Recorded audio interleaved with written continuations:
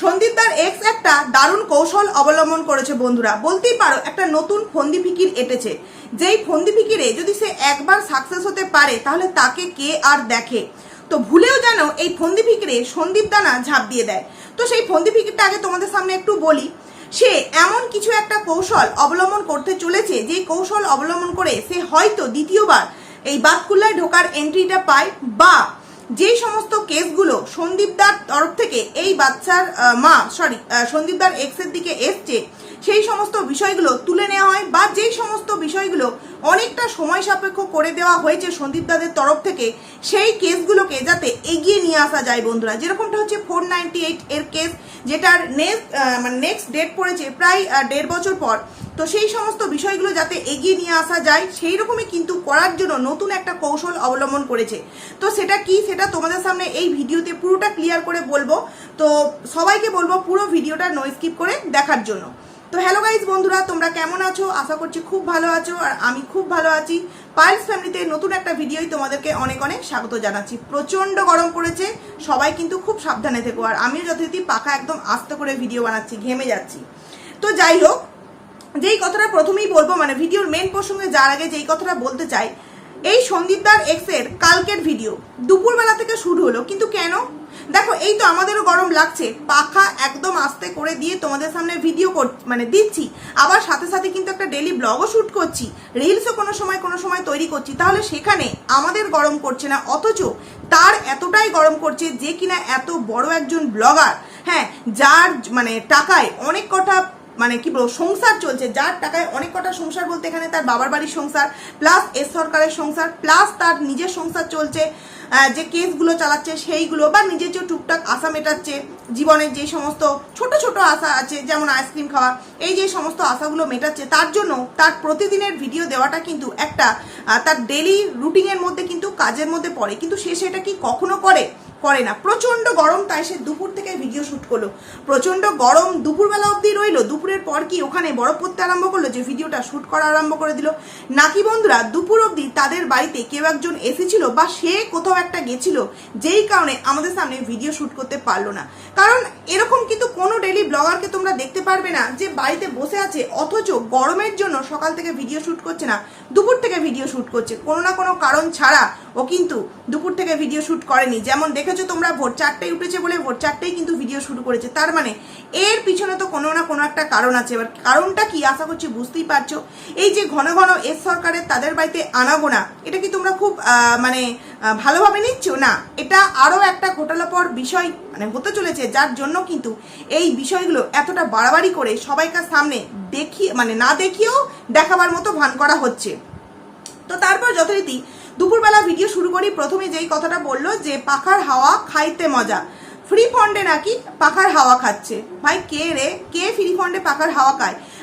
এর বাবা পুলিশ প্রশাসনের সাথে যুক্ত আছে বলে, যেমন পুলিশ প্রশাসনকেও কিনে নিয়ে কাউকে কলসি ছুঁড়ে মারার কি বলবো একটা রণমূর্তি দেখাতে পারে, সেরকমই হয়তো পাখার হাওয়া যে খাচ্ছে তার কারেন্টের বিলটাও নাকি বিনামূল্যে সে দিচ্ছে। ভাবা যায়? যখন কথা বলতে শুরু করে তখন ও নিজেও বোঝে না যে আমি কি কথা বলছি, পাখার হাওয়া নাকি সে ফ্রিতে খাচ্ছে। তারপর যদিও বা নিজে বললো যে এরকম কথা বললে আমাকে লোকে এসে মারবে। তো তারপর যথারীতি তারা বললো 5 মাথা এক হয়েছে, তো এখানে প্ল্যান হচ্ছে, কিছু একটা প্ল্যান হচ্ছে। ফট করে দাদা পাশ থেকে বলে উঠলো চুরি করার, ডাকাত সেজে চুরি করার মতো প্ল্যান করা হচ্ছে। এই পিঞ্চটা কি সন্দীপদাকে করা হলো? এই যে লাইফা, আপনাকে বলছি খালি গায়ে তো বেশি আপনার বডিটা আপনি সুন্দরভাবে দেখান। এদের সামান্য নাক লজ্জা বলতে কিচ্ছু নেই। দেখো বন্ধুরা, যে যেমনই হোক না কেন, যদি ওপরে যদি তুমি বস্ত্র পরে যতই ছেলে হোক না কেন, দেখবে আমাদেরও ডেলি ব্লগে যখন বাচ্চা ছাড়া বেবি ছাড়া কেউ যদি খালি গায়ে থাকে, আমরা কিন্তু চট করে আমাদের ডেলি ব্লগে আনতে চাই না। দূর থেকে হয়তো হালকা একটু নিলাম, জামা পরে থাকলে তবেই কিন্তু নিই। কিন্তু এর দাদাকে এদের বাড়িতে এতটাই প্রচন্ড গরম যে এরা নাইটি পরে ব্যাংকে চলে যায়, নাইটি পরে লোকের বাড়ি পুজো হলে প্রসাদ আনতে চলে যায়, নাইটি পরে জমি দেখতে চলে যায়, প্লাস নাইটি পরে আবার ক্যামেরার সামনে চলে আসে, এমনভাবেই চলে আসে যেগুলো দেখতে খুবই দৃষ্টিকটু লাগে। তো এদের বাড়ির ছেলেগুলো যেমন ওর বাবা যখন ছিল তখন সম্পূর্ণভাবে একদম বুড়ি টুড়ি দেখাতো, সেরকম দাদাও কিন্তু এক এক সময় তো এমনভাবে বসে আমাদের হয়তো ভিউয়ার্সদেরই দেখতে অনেকটা মানে মনে হয় এই বোঝাই কিছু দেখিয়ে দিল এইরকম মনে হয়। তো সেখানে দাঁড়িয়ে ও বলছে যে ডাকাত সেজে চুরি করতে যাওয়ার একটা প্ল্যান হচ্ছে। বা এই কথাটা কি সন্দীপদাকে পিঞ্চ মেরে বলা হলো? কারণ সন্দীপদা দুদিন আগে কাঁথার কথাটা বলেছিল, সেই কথাটা কোথাও না কোথাও দেখেছে এই দাদা ভিডিও লাইফা দাদা, কারণ সারাদিন তো কাজবাজ তো কিছু নেই কাজ তো খইবাজ, ওই জন্যে এই সমস্ত কিছু করে এবং বোনের ভিডিওর মধ্যে কিন্তু ছোট্টখাট্ট পিঞ্চ মেরে দেয় বন্ধুরা। তারপর যথারীতি আমাদের সামনে কি দেখানো হলো যে পুঁই শাক হয়েছে, আলু উচ্ছে ভাজা হয়েছে, ডাল হয়েছে, ভাত হয়েছে। বাহ, দুপুরের রান্না হয়ে গেল এবং সেটা আমাদের সামনে শেয়ার হলো না। কিন্তু কেন বন্ধুরা পুঁই শাক কাটা, সবজি কাটা বা রান্নাগুলো কেন আমাদের সামনে দেখানো হলো না? নাকি ওটা দুপুরই না, ওটা ছিল বেলা 12টা, যেই সময় হয়তো এই মহারানী ঘুম থেকে উঠেছেন এবং ঘুম থেকে ওঠাবার পর আমাদের সামনে কি বলবে ওই জন্য মিথ্যে কথা করে বলেছে যে দুপুরবেলার ভিডিও। দুপুরবেলা থেকে ভিডিওটা শুরু করলাম গরমের জন্য। বুঝতে পারছো বন্ধুরা কত রকম মিথ্যে কথা দিয়ে একটা ব্লগকে প্রতিদিন আমাদের সামনে চালনা করে? এরকম মিথ্যে কথা হয়তো ওয়াইটি প্ল্যাটফর্মে ডেলি ব্লগের মানে মাধ্যমে কেউ অন্তত বলে না। তারপরে যথারীতি দুপুরবেলা আর না খাওয়া দাওয়া দেখালো না কিছু দেখালো, কি না প্রচন্ড গরমে তারা আর দুপুরবেলা ভিডিও শ্যুট করতে পারেনি, একদম ডাইরেক্ট বিকালে চলে গেল। ভালো কথা, বিকালে, ওটা যদিও বিকাল ছিল না, দুপুর প্রায় মানে 3:30 4টে 4:30 এরকম বাজবে। কারণ ও বললো যে মানে ওর বৌদিকে ডাকছে, বললো বৌদি ঘুমাচ্ছে, মানে দাদা বৌদি ঘুমাচ্ছে মানে সন্ধে অবধি তো নিশ্চয়ই ঘুমিয়ে নেই, সন্ধে 6টা অবধি, তার মানে ওই 4:30 এরকম বাজবে। তো 4টে 4:30 বাজে, এর তো কোনো কাজ নেই, তো কি করবে? না একজন ভালো মা হতে পেরেছে, না একজন ভালো বৌমা হতে পেরেছে, না একজন ভালো বউ হতে পেরেছে। তো সেই কারণে পাড়া নাচতে কিন্তু দুপুরবেলা বেরিয়ে পড়েছে এবং দুপুরবেলা পাড়া নাচতে বেরিয়ে বিড়ালকে দেখানো হলো যে বিড়াল মানে সুন্দরীকে দেখানো হলো যে দেখো ওর এরকম নাকি হয় যে আতুর চেঞ্জ করেছে, আতুর চেঞ্জ করে অন্য জায়গায় বিড়ালের বাচ্চাগুলোকে রেখে আসা হয়েছে। তো ও প্রতিদিন আমাদের এখানে এসে খেয়ে যায়, অথচ বাচ্চাগুলোকে নিয়ে আসে না। ও বিড়ালটার প্রতি তোর এই কথাটা মুখ দিয়ে বেরোলো, অথচ তুই নিজে কি করেছিস একবার ভেবে দেখেছিস? তুই নিজে যেই বাড়িতে অত্যাচারিত হয়েছিস সেই বাড়ি থেকে সেই রাতে তুই নিজের প্রাণ বাঁচাবার জন্য নাকি বেরিয়ে চলে এসেছিস তোর কথা অনুযায়ী, অথচ যেই সন্তানকে জন্ম দিয়েছিস আমরা জানি যে যখন আমরা বিপদে পড়ি তখন আমরা খড়কুটো পেলেও কিন্তু বাঁচার চেষ্টা করি এবং সেই বাঁচাটা প্রথমত আমরা প্রথম সন্তানটাকেই সেই বাঁচানোটা বাঁচাই, যে আগে সন্তানটাকে বাঁচিয়ে ওপরে তুলে দিই, তারপর যদি আমি পারি তো পারবো, না হলে আমি শেষ হয়ে যাব। কিন্তু সেখানে তুই সুন্দরীকে বলছিস যে সুন্দরী আঁতুর কাটাবার পর অন্য জায়গায় ছানাগুলোকে নিয়ে আছে আর এ নিজে আমাদের বাড়িতে খাচ্ছে, বাচ্চাগুলোকে নিয়ে আসছে না। তুই কি করেছিস? তুই তো দিন রাত জব্বজস্তে যা পাচ্ছিস তাই খাচ্ছিস, ভিউয়ার্সরা বললে তাদের উপর তুই আবার আঙুল তুলছিস। সেখানে দাঁড়িয়ে তুই বলছিস বিড়ালের কথা। তুই সেই দিন রাতে যাদের বাড়িতে ফেলে রেখে চলে এসেছিলিস, আজকে যদি সেই মানুষগুলো সেই সন্তানটাকে সুন্দরভাবে মানুষ না করে যদি এরকমই তোর মতো দায়িত্ব পালন করতো যে ওর মা যেহেতু ওকে দেখেনি আমি কেন ওর বাবা হিসেবে ফালতু একটা বোঝ উঠাবো, তাহলে আজকে এই সন্তানটার ভবিষ্যৎটা ঠিক কি হতো, কোথায় থাকতো এই সন্তান? ভেবে দেখেছিস? যেই কথাগুলো অপরকে উদ্দেশ্য করে বলিস না, সেই কথাগুলো একবার নিজে ভাববি যে নিজে আমি কি করেছি। যেই রাতে আমি শ্বশুর বাড়ি থেকে এসেছি অত্যাচার সহ্য করতে না পেরে সেই জায়গায় আমার সন্তানকে রেখে এলাম, সে ওখানে ভালো আছে তো? কারণ তুই জানতিস যে কোনো অত্যাচারের জন্য নয়, পরকীয়ার জন্য তুই চলে এসেছিস, বুঝলি তো? তো তারপর যথারীতি বিড়ালের ছানাগুলোকে দেখাবার পর সন্ধেবেলা দাদা ঘুম থেকে উঠে বললো নাকি কিছু একটা বানাতে হবে। কি বানাবে? ডিমের চপ। তো ওটা ডিমের চপ বা কিসের চপ বুঝতে পারলাম না, কারণ আলুর পরিমাণটাই বেশি ছিল, ডিমটা আরও একটা হলে বেশি হতো, বা ওইভাবে আমি কোনোদিনও বানাইনি। যাই হোক, ওরা মনে করেছে ওইভাবে বানাবে, তো বানিয়েছে, খুব ভালো কথা। একটা জিনিস লক্ষ্য করলাম যে মা আর ঠাম্মি অনর্গল কিন্তু লুডো খেলে যাচ্ছে, মানে এদের নেশা অত্যাধিক লেভেলের নেশা ভাই। এরকম নেশা সত্যি কথা বলতে কোনো রকম কোনো খাবার জিনিসের প্রতি মানে হয় না আমাদের এতটা নেশা। ডেলি রুটিন মেনটেন করে যদি ওই মা মেয়েকে এই কথাটা অন্তত একবার করে বলতো যে তুই তোর নিজের লাইফে দাঁড়া, তুই কিছু একটা জিনিস কর যেটাতে তোর লাইফটা স্ট্রং হয়। একটা মায়ের যেটা কর্তব্য, প্রতিনিয়ত যদি লুডো খেলার পাশাপাশি এই জিনিসটা করতো যে তুই তো এই তো পাঞ্জাবিতে ডিজাইন তুলবি বললি, তো সেটা কি হলো? তুই কিছু একটা পার্লারের কাজ শেখ বা তুই একটা কোনো ট্রেনিং সেন্টারে ভর্তি হো, যেখান থেকে তুই এই ওয়াইটি ছাড়াও আদার্স কোনো একটা কাজের সাথে যুক্ত হতে পারবি, যেটাতে তোর কন্টেন্টও বাড়বে, প্লাস তুই সেই বিষয়টা থেকে কিছু টাকা এক্সট্রাও ইনকাম করতে পারবি। সেটা না করে মা আর ঠাম্মি দিন নেই রাত নেই সন্ধে নেই লুডো খেলে যাচ্ছে, অথচ তাদের বাড়িতে ডেলি রুটিন মেনটেন করে কিন্তু আমরা ঠাকুরকে সেবা দেওয়া বা সন্ধে দেওয়া এটা আমরা দেখতে পাই না, যেটা কিনা প্রত্যেক ডেলি ব্লগারদের একটা ভিডিওর ছোট্ট একটা মানে ভিডিও ক্লিপ হয় যে দেখো আমি ঠাকুরকে সেবা দিয়েছি বা সন্ধে দিয়েছি, এটা কিন্তু প্রতি ডেলি ব্লগারের হয়। কিন্তু যেখানে ব্রাহ্মণ পরিবার এরা, সেখানে না কোনো এদের ভিডিওতে সন্ধে দেওয়ার মানে শঙ্খধ্বনি শোনা যায়, না ওই ঠাকুরকে সেবা দেওয়া ওই আলেকালে, আর সেটাও আবার কি বাসি ফুল দিয়ে, কে জানে বাবা আবার বাসি নাইটি পরিয়ে দিয়ে দেয় কেনা। তো যাই হোক, তারপর ওরা ডিমের চপ বানালো। ডিমের চপ বানাতে বানাতে অনেক রকম অনেক কিছু কথা এই সন্দীপদার এক্স বলল যে এটাই হচ্ছে টেকনিক, যে খাবে বলবে তাকে দিয়ে খাটিয়ে তুমি জিনিসটাকে উসুল করে নাও। হ্যাঁ জানি তো, যেরকমটা সন্দীপদার সাথে হয়েছে, যে নিজে নাম কামাবার জন্য সমস্ত ভিডিওটা মানে যেটুকুনি যা ভিডিও শ্যুট করার আমি করেছি, পেছনের যে অতটা খাটনি, এডিটের কম খাটনি, সেই খাটনিটা সন্দীপদা করুক, অথচ সেই খাটনিটা ক্যামেরায় তো দেখানো যাচ্ছে না। তাহলে কি হচ্ছে, ভিডিওটা যেহেতু আমি শ্যুট করছি, ক্যামেরার সামনে যেহেতু বেশিরভাগ টাইমটা আমি আসছি, নামটা আমারই হবে, কিন্তু পেছনকার মানুষের যে খাটনিটা সেটা কেউ আর দেখবে না, যেটা কিনা করতো কে, সন্দীপদা প্লাস তার মা, সন্দীপদা প্লাস তার মা, যেটা সত্যিই খুব ভুল করেছে আমি বলবো। সন্দীপদা নিজেই যদি ভিডিওটাকে প্রথম থেকে দেখতো, তাহলে আজকে হয়তো এতগুলো কথার সম্মুখীন তাকে হতে হতো না। তো তারপর যথারীতি ওই কথাটা বলার পর ডিমের চপ খাওয়া হলো। ডিমের চপ খাওয়ার পর তারা আবারও লুডো খেলতে বসে গেল। লুডো খেলতে বসার পর তারা আবারও রাত্রিরে রুটি খেতে বসে গেল। বন্ধুরা, রুটি খাচ্ছে কি দিয়ে, পুঁই শাকের তরকারি। হা ভগবান, পুঁই শাকের তরকারি দিয়ে রুটি, আর বোঁদে আর কিছু জুটলো না কপালে। বুঝতে পারছো বন্ধুরা কি অবস্থা একবার, মানে খাওয়া দাওয়ার লেভেলটা ঠিক কোথায় গেছে। এখন এত প্রচন্ড গরম, পাখার হাওয়ায় মানে কষ্ট হচ্ছে, তাহলে 3 বছর বা 5 বছর এসির হাওয়াতে সে কতটা আয়েস করে জীবন কাটিয়েছে বুঝতে পারছো বন্ধুরা। যার কাছে তার এত এখন এই পাখার হাওয়াটা মানে খুব ভালো লাগছে, পাখার হাওয়া খাইতে মজা, তাহলে এসিটা কি তখন আরো ভালো ছিল তাই না? নাকি এসিটার হাওয়া তখন কাজে লাগেনি? কোনটা? তখন তো আরো অত্যাধিক গরম হয়ে যেত না, যেই কারণে এসির হাওয়াটাও হয়তো তখন কাজে লাগতো না। তারপর যথারীতি রাত্রিবেলা আবারও মানে রুটি খাওয়া হলো, রুটি খেলো, বোঁদে খেলো, রুটি খাওয়ার পর তারপর আবার আইসক্রিম খেলো। আবারে যেই আইসক্রিম নিয়ে নাকি কালকে কমিউনিটি পোস্ট দেওয়া হয়েছিল, তো কিছু শুভাকাঙ্ক্ষী কিছু মানুষ বলেছিল যে ওই আইসক্রিম নাকি তার বাবা এনেছে, তো তাদের মুখে আচ্ছা করে ঝামাটা কিন্তু এই সন্দীপদার এক্স তার ভিডিওতে ঘষে দিল। কই, তার বাবাকে তো দেখতে পেলাম না, বা তার ভিডিওতে কখনো বলতেও শুনলাম না যেটা দাদা এনেছে বা মা এনেছে বা বৌদি এনেছে।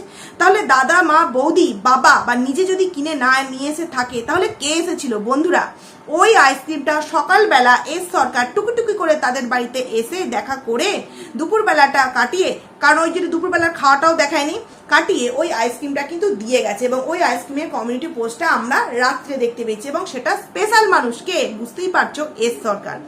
তারপর সে আমাদের সামনে কিছু কথা বলতে বসলো, কি না এই যে খাওয়া দাওয়া নিয়ে অনেক কথা আমরা বলি, সকালবেলা যোগা করছো, রাত্রিবেলা আইসক্রিম করছো, তখন আমাদেরকে বললো খেতে ভালো লাগে তাই খাই, কি হয়েছে তাতে? এইরকমই পরকিয়া করতে ইচ্ছা করেছে তাই করেছি, কি হয়েছে তাতে? আমি একজন মা, তো কি হয়েছে তাতে? আমি একজন বউ, তো কি হয়েছে? আমি পরকিয়া করার ইচ্ছা হয়েছে আমি তাই করছি। আর এই সমস্ত মানুষকে সাপোর্ট করে ঠিক এইরকমই মেন্টালিটির কিছু মানুষ। ও যে কালকের ভিডিওতে কথাটা বলেছে একদমই কিন্তু যথোপযুক্ত কথা নয় একজন ডেলি ব্লগারের জন্য। সেখানে কিছু মানুষ যারা ওর 5 ভিউয়ার্স বা 5 কন্ট্রোভার্সি ক্রিয়েটার, তারা ওখানে গিয়ে সাপোর্ট করে এসছে।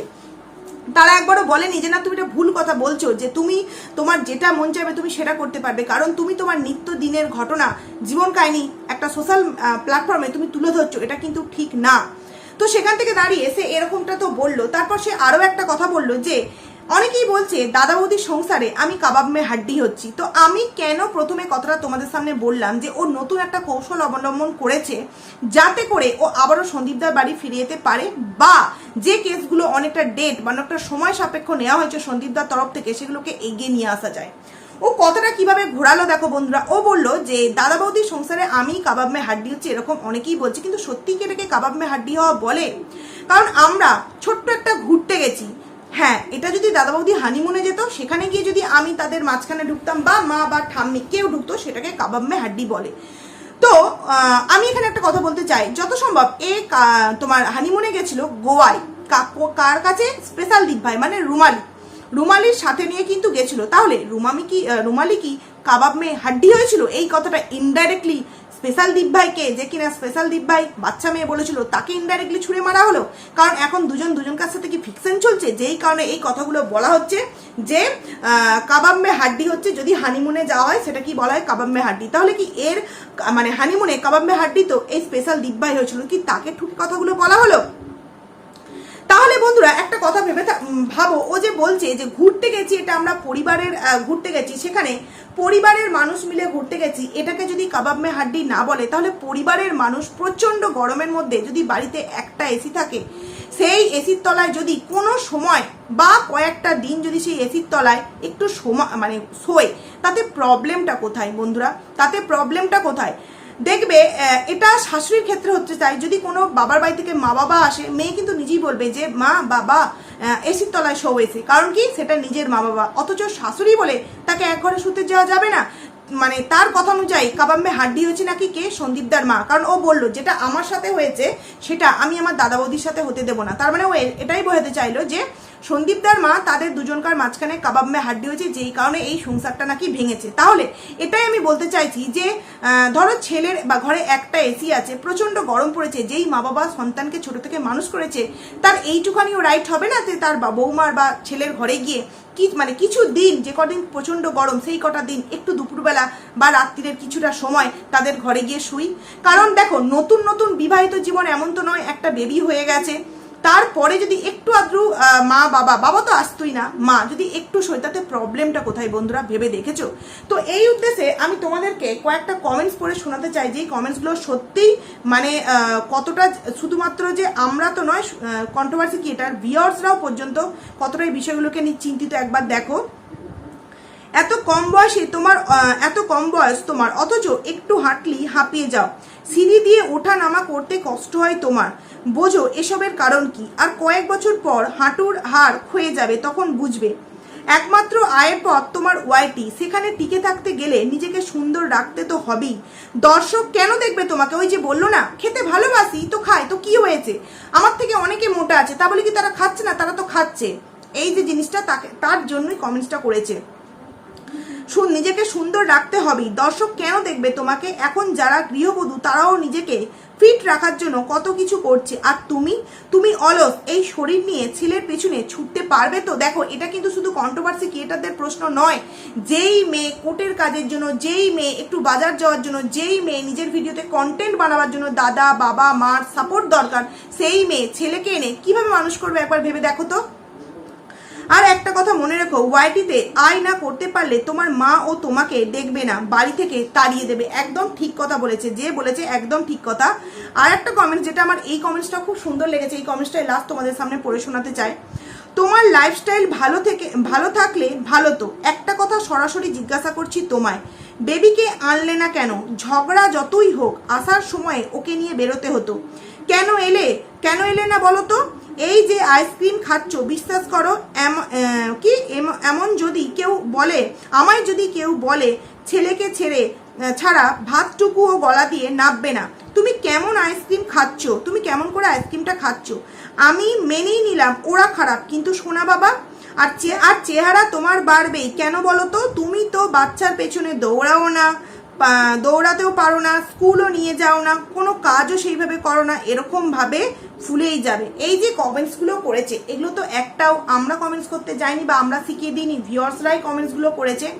যে এই যে বলছে যে আমার ভালো লাগে আমি খাবো, অনেক মানুষ আছে এরকম মোটা, তো তা বলে কি তারা খায় না? কিন্তু এটা আমাদেরকে বুঝতে হবে যে তার একটা ওয়াইটি, সোশ্যাল মিডিয়া আমার একটা ওয়াইটি হচ্ছে ইনকামের প্ল্যাটফর্ম, যেখান থেকে আমাকে মানুষ কি কারণে দেখবে। আমি যদি এরকম রকচটা কথাবার্তা বলি, ভিউয়ার্সদের কথাকে গুরুত্ব না দিই, এমনকি এই নিজের ফিগারটাকে সুন্দরভাবে মেনটেন না করি, তাহলে কেন মানুষ আমাকে দেখবে? সেখানে ও আজকে ওর ভিউয়ার্সদের গালি কিভাবে চট থাপ্পড়টা মারলো একবার বুঝতে পারলে বন্ধু, কতটা ও এরকম মানে সমস্ত কিছু মানে ঊর্ধ্বে গিয়ে কথা বলে একবার বুঝতে পারছো?